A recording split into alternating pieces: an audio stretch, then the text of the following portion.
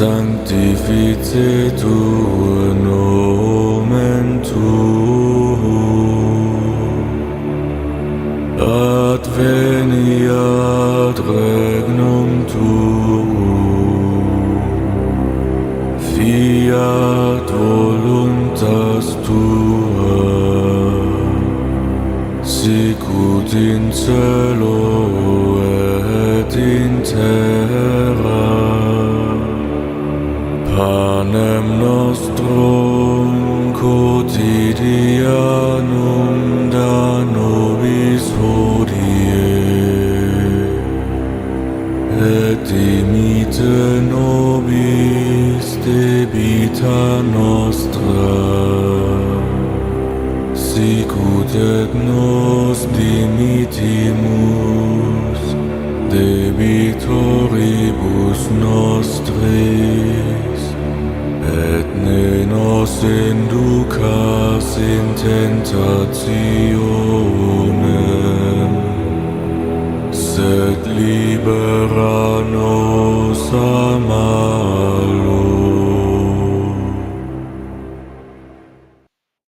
Hello, everybody, and welcome to another Tuesdays with Tommy here on our Restore Christendom channel. Welcome. I hope everybody is having a wonderful day. So I had a pretty easy day today. I left work at like noon. Had a couple meetings at home. On Zoom. So man, it was a pretty easy day. Yesterday I took the day off. As most of you know, it was my birthday, and we decided to go and visit the tomb of Venerable Fulton Sheen, which we love doing. It's right down the street, so we're blessed to be able to be so close to it. And then we went to the Fulton Sheen Museum for the very first time yesterday, and it's nice older nun showed us around, gave us a tour, and explained everything to us. It was a really good time. She was the sweetest old nun. I know people usually talk about older nuns as like these really mean, and but she was the sweetest lady I ever met. Explained everything well. It was a really blessed time. I couldn't have thought of a better way to spend my birthday. It was far better than I thought it was going to be. Um, but yeah, so that was my week so far. It's only Tuesday, just getting started, and so far it's been a really good week. I hope all of you are having a blessed week as well. I hope things are going well for everybody. We continue to pray for all of you daily. So yeah. Today I am talking about the First Crusade, and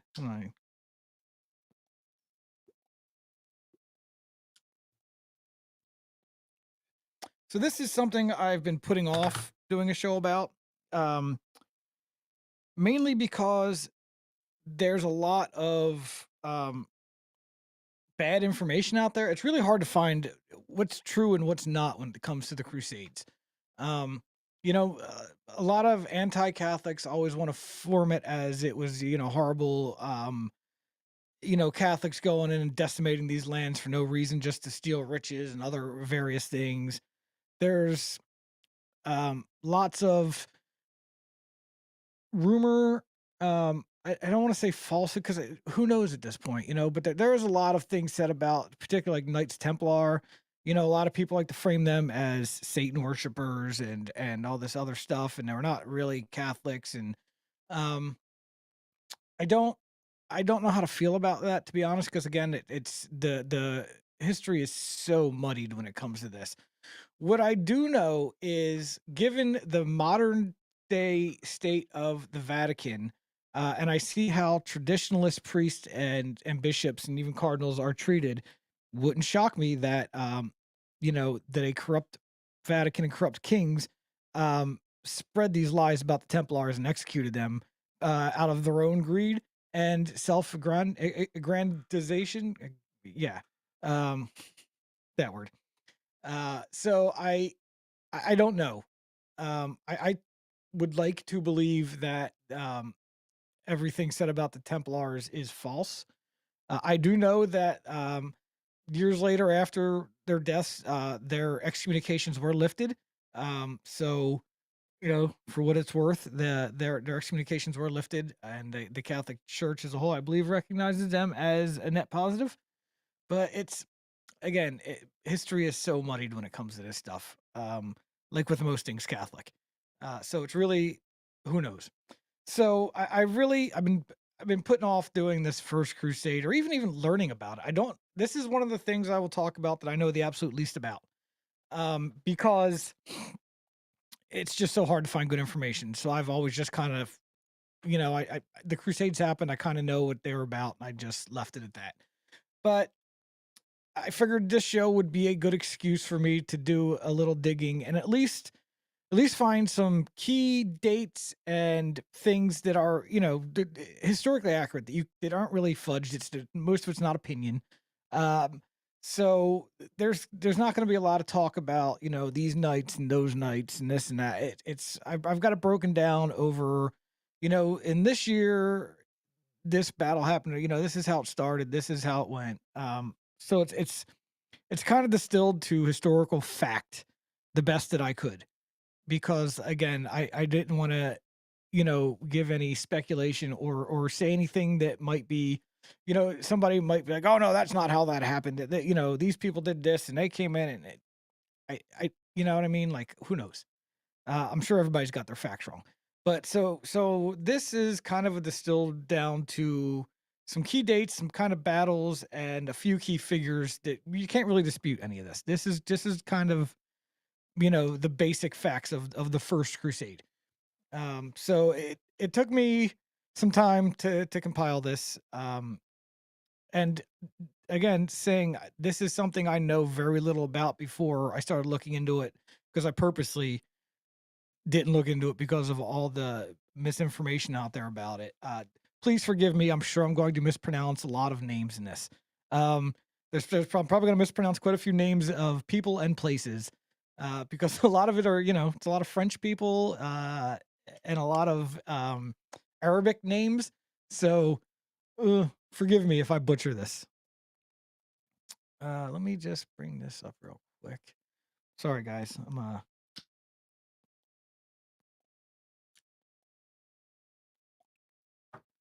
So I guess we'll start out with how did the Crusades initially start off?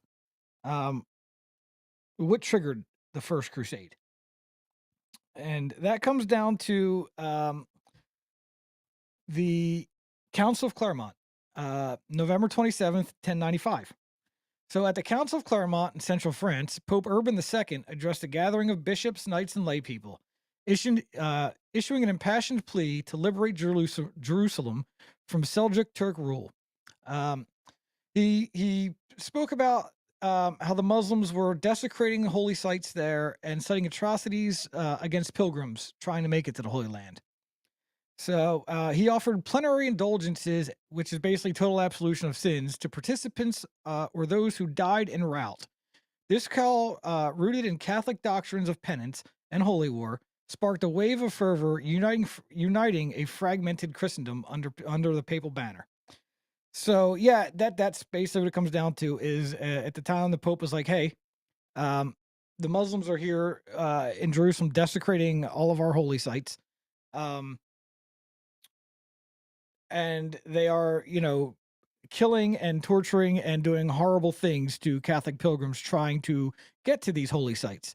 And I know most of you are aware of the um, mosque that is now built on the old temple and all that. That's kind of where this came from. Like, all right, look, they're building their temples, their mosques on top of our sacred sites, um, and we need to do something about this.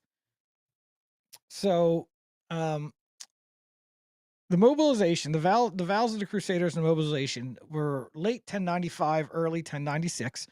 Uh, Pope Urban's sermon ignited immediate action. Nobles like Godfrey of Bouillon, a pious Lotharingian duke, uh, Bohemond of Taranto, a cunning Norman warrior, Raymond IV of Toulouse, a wealthy provincial count, and Robert Curthous, Duke of Normandy, took the cross in solemn masses, sewing cloth crosses onto their garments, and commoners joined in too, forming a diverse host bound by vows to serve Christ and the Church. their journey framed as a sacred pilgrimage armed with swords. So yeah, they kind of after the council, people kind of heeded this call. They're like, yeah, we need to go and take back our holy city, and also we need to provide safe passage for pilgrims from Europe that want to travel to Jerusalem. And this was not an easy trek back then. You just hop in your car and drive, or get on a plane and fly. You know, people had to walk thousands of miles from Europe across the Middle East and into Jerusalem. So it was really it was about retaking the Holy Land, but also providing safe pilgrimage for Christians.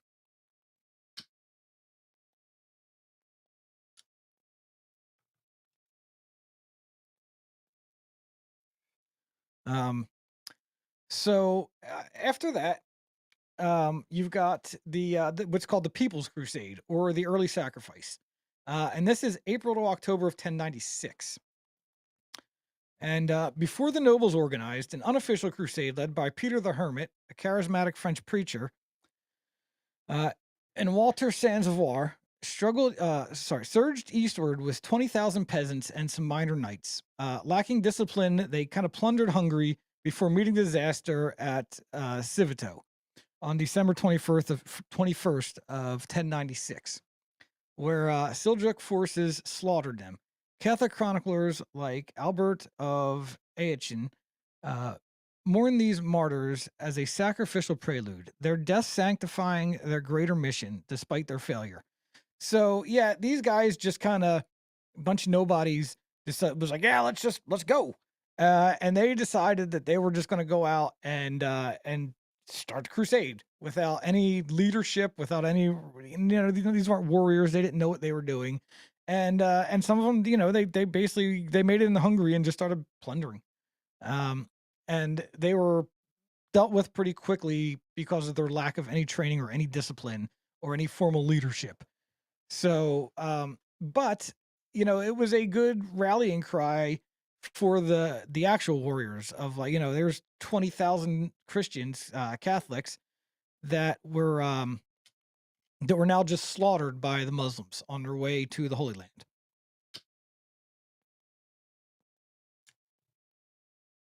So,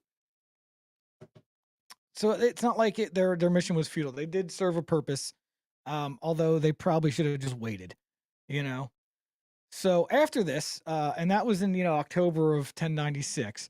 Um, so the departure of the main armies was a little before that. Actually, it was in August 1096. But these people were well ahead, and they wound up getting slaughtered in October. But in August of 1096, the departure of the main armies, the official crusade began. As four armies departed, Godfrey's Lotharingians, with his brothers Eustace and Baldwin, Bohemond's Normans from southern Italy, Raymond's provincials backed by Urban's legate, Adhemar of Les Puy, and Robert Curthos Normans joined Stephen of Blois. This coalition of perhaps 60,000 knights, infantry, and camp followers marched towards Constantinople, embodying Catholic unity against external threats and internal schisms with the Eastern Orthodox. Um, so one, I already warned you people I was probably going to butcher some of these names, and I probably have. Maybe one of you guys can let me know if I got them right or not. I don't know. Um, but and then also a good thing to point out here was, like, this is happening right after the big schism, the big split between East and West. And now the West is marching into the East. So so yeah, there's a lot going on here, both externally and internally, uh, with the threats what's going on here. So, with that being said, April of 1097 is the alliance with Byzantium, the Byzantines. So, arriving at Constantinople, the Crusaders faced Emperor Alexios, who demanded oaths to return recaptured lands to his empire. Godfrey resisted but relented.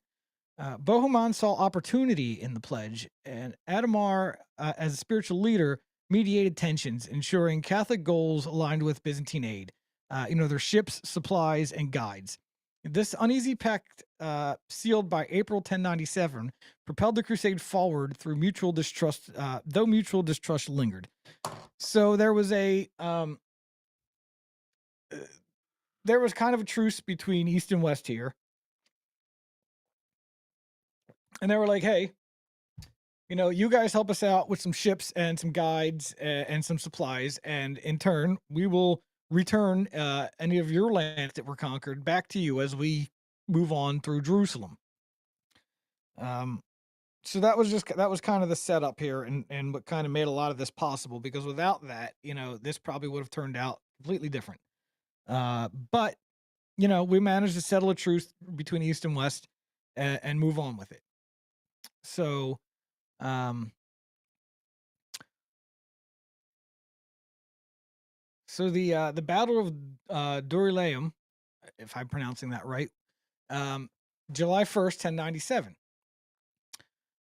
So crossing Anatolia, Bohemund's vanguard of 10,000 was ambushed by Kilij Arslan's Seljuk cavalry near Dorylaeum. Surrounded on an open plain, the Crusaders endured 6 hours of arrow barrage and charges, their heavy armor barely holding. Godfrey and Raymond's timely arrival with reinforcements turned the tide, scattering the Seljuks. Catholic writers like Fulcher and Chartres called it a miracle, crediting divine favor for saving the soldiers of Christ from annihilation. So, it was looking kind of bleak at first. The advanced party came under heavy attack. Reinforcements showed up, and they wound up uh, defeating the Seljuks and moving on.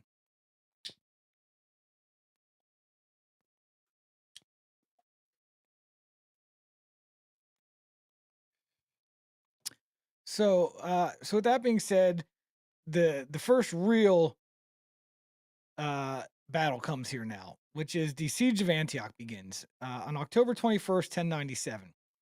So the Crusaders reached Antioch, a massive walled city vital to controlling the Levant, with 400 towers and a mountain backdrop.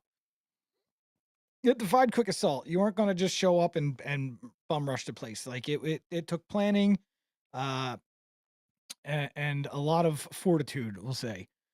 But the 40,000 strong army, now depleted by desertion and disease, encircled it, building siege engines while facing starvation and Turkish sorties. Adamar preached resilience, framing the suffering as a test of faith akin to Christ trials, sustaining morale through the harsh winter months. And yeah, it was not, this is going into winter. So it was starting to get cold, disease, and people were just like, I don't know, man, this isn't for me, and walking off. So it was not an easy thing. And this is a huge walled city, fortified, and like it said, this is you can't control or even invade the Levant, that area, without controlling Antioch. Without Antioch, you have nothing. So, the fall of Antioch and the Holy Lands. We'll get into the Holy Lands after I go through this part, because I'm sure some people may not be familiar with it.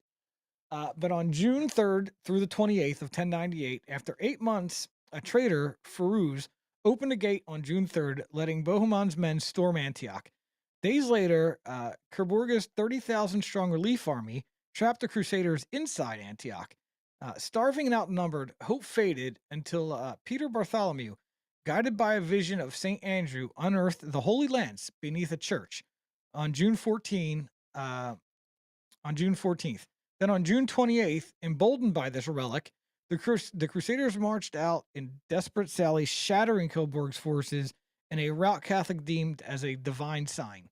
So, in a battle they absolutely should not have won, outnumbered, they left the walled city that they were protected by and just decided to meet these guys on an open battlefield, and then decimated them somehow. So, oh, what's up there, Mr. Stacks? How are you today, sir? Um, so yeah, and then we'll get into the Holy Lancer, because if anybody knows much about early church history, like early church history, like right after the death of Jesus, Antioch was the head of the church. Before they established Rome, it was Antioch, and then shortly after, Peter and Saint Paul went to Rome and founded the churches there and moved the head of the church to Rome. The head was in Antioch, so buried in Antioch because this would have been right around the the time of Christ's death, and like the couple years after, where Antioch was at the church. Under one of the churches there was buried what is the Holy Lance. And what is the Holy Lance? The Holy Lance is actually the spear that the Roman soldier used to pierce Jesus' side on the cross. If you remember the scripture, it pierced his side and blood and water flowed.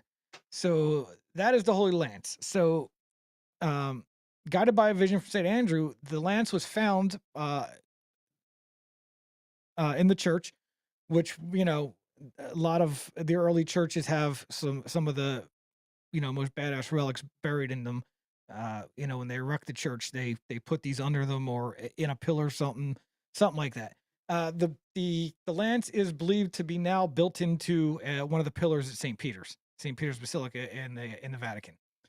So it's a tradition. So yeah, he found the lance and basically it was like, they had this holy relic which gave them courage, and they were like, you know what, we can do this, we can do anything.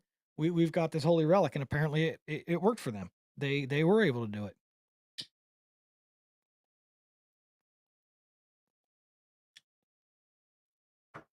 So so after that, after the fall of Antioch, they've captured Antioch now, so they can now proceed to Jerusalem because they have this strong foothold in the Levant now. um So the march to Jerusalem was January to June of 1099. Uh, Internal strife delayed progress. Bohemond claimed Antioch, while Raymond and Godfrey pressed southward. By January of 1099, the reduced army of only 12,000. So we started out with 60,000. Was that? Let me check my notes when we originally started here. Yeah, so initially 60,000. Um, so what started out as a 60,000 man army is now down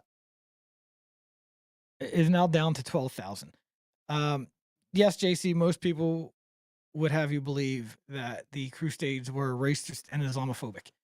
Um, if you're just joining, I would highly recommend going back to the beginning of this video when it's done and watching the first half, because yeah, I touched on a little bit of this and why I was very hesitant in the first place to even do this video or even learn about the Crusades. Um, as I stated earlier, I purposely didn't look too deep into it because it's really hard. There's so much misinformation about it. Um, yes, look, you don't like the flannel shirt, bud? Come on, everybody loves flannel shirts. So anyway, back to yeah. So Godfrey pressed southward by January 1090 with a reduced army of 12,000, trudged through Syria, capturing Ma'ara amid brutal massacres, reaching Jerusalem on June 7th. They knelt before its walls, weeping at the sight of Christ's city. Heat, scarce water, and Fatimid raids tested their endurance, but Catholic zeal for the Holy Sepulchre drove them on. And that was another big thing was one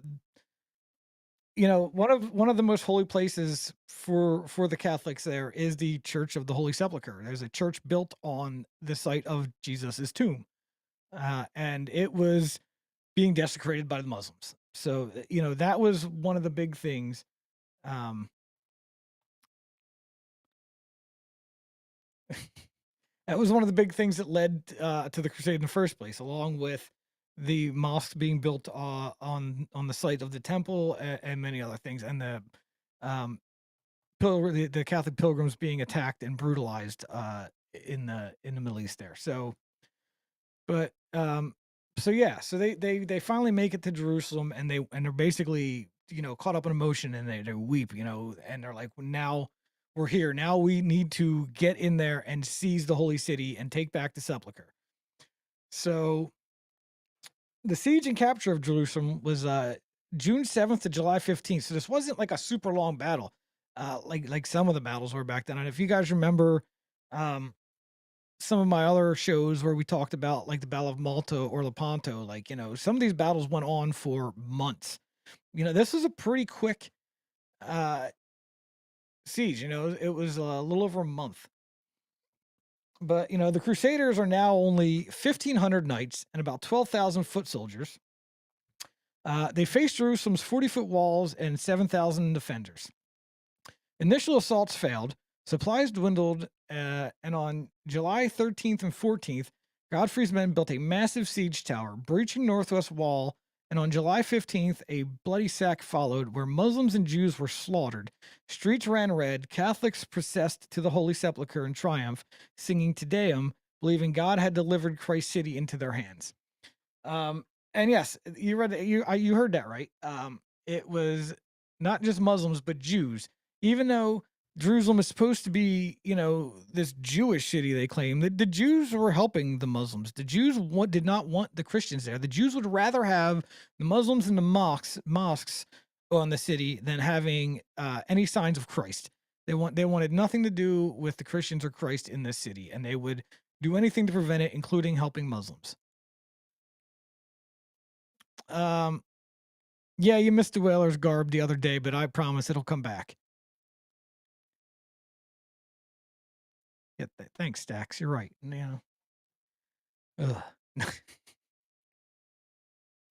So yeah, the Jews and the Muslims were both like, you're done. And that was it. That was the siege of Jerusalem. Jerusalem was now under Catholic control for now.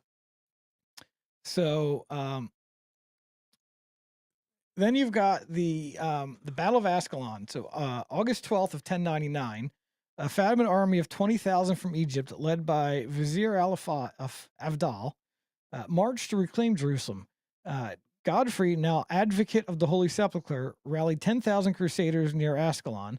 Catching the enemy off guard in a dawn attack, they seized the Fatimid camp, routed their lines, capturing Al Avdal's banner. Oh, thanks, babe. Capturing his banner.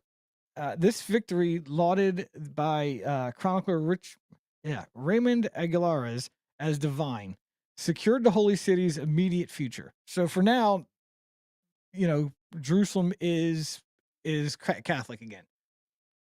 And before I get to the final closing part here,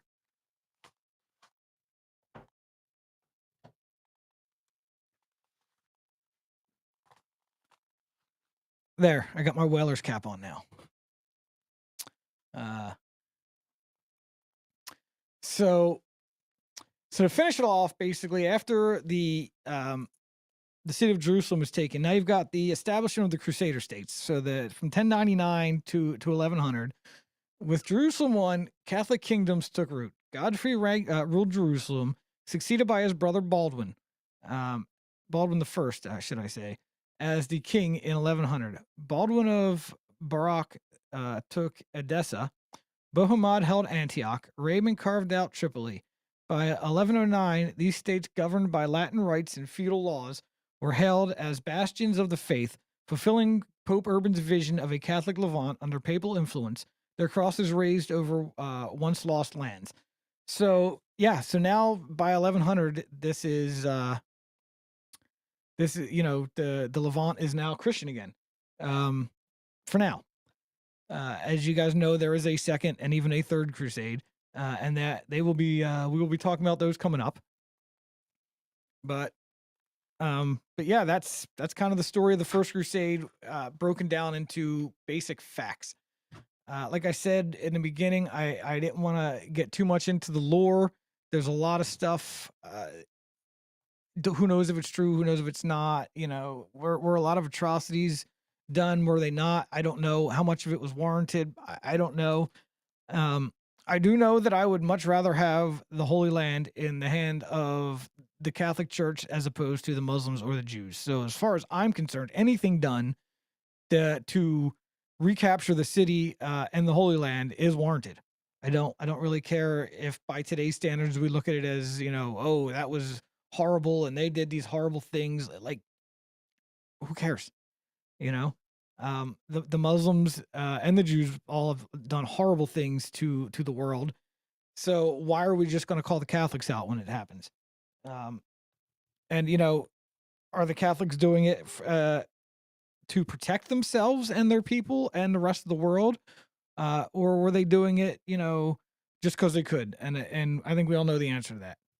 So, without a lot of the speculation, without a lot of the muddied facts, this is how the Crusade actually went down, from who and why it was called in the very beginning to Jerusalem and is now in the hands of the Christians again. And the Sepulchre is once again a Christian church. So yeah, and as I said earlier, if you came in late, go back, watch the beginning of the video up to where you came in. Um, there's some good information there and a good explanation of you know of what's going on here. But yeah, that's kind of it for the Crusades, guys. I appreciate you guys coming out. You guys know I like to keep these videos short. I just like to lay a little bit of info on you and kind of bounce. So thank you for showing up. God bless all of you. I appreciate you coming. And I will see you guys tomorrow, hopefully, for our Wednesday episode, me and Emily, for a regular Restore Christendom show. And then I'll be back for the second Crusade a week from today, next Tuesday. So God bless all of you. Thank you for coming out and watching. I appreciate it, and have a wonderful rest of your week.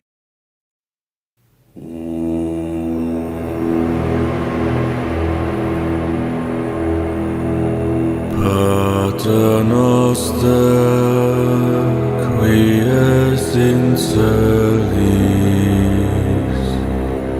sanctificetur nomen tuum, adveniat regnum tuum, fiat voluntas tua, sicut in cielo et in terra. Panem nostrum quotidianum da nobis hodie, et dimitte nobis debita nostra, sicut et nos dimittimus debitoribus nostris, et ne nos inducas in tentationem, sed libera nos a malo.